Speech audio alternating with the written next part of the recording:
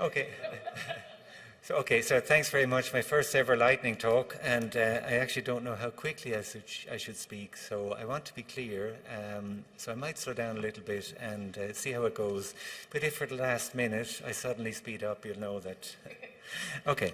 Anyway, I'm the head of quality promotion in the local university in this region, and like a lot of universities, RPL is something that we do, but we don't do particularly well, at least not in my experience.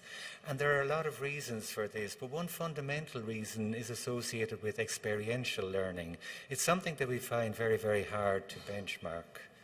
In particular, we're a technological university, and what's different about us is that we have different levels, more levels than a normal university of learning. So we go from EQF 5 all the way through to 8, which is a little bit unusual. But it does mean that when it comes to ranking an applicant, it becomes a little bit more difficult than it might be otherwise. So what I want to propose is, and this is conceptual before somebody reports me to my boss and gets me fired, I want to propose something that could be looked at and that a university might actually try out, and it would be along these lines.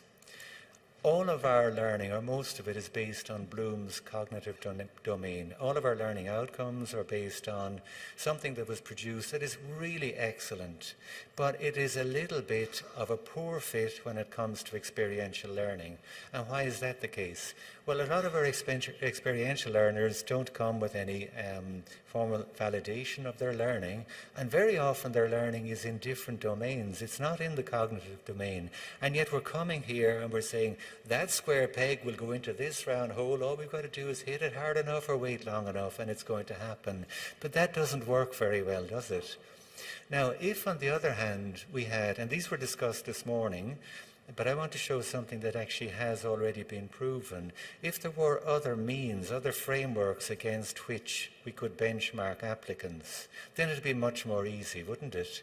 And in particular, if it's a hierarchical network, and the hierarchy is already expressed for other domains, then that can be done. Now, if you go back to the 1950s, Bloom already envisaged something like this.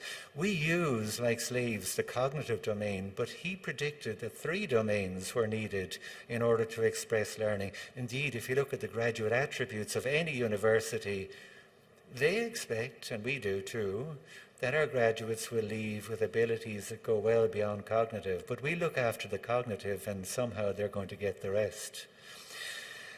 Okay, how to go about it. In the middle of my slide here, you can see this is EQF level 5. And on the top is the cognitive domain, a cognitive outcome that you would expect level 5, what we would call a higher certificate graduate, to have. And it's got comparable skills and management.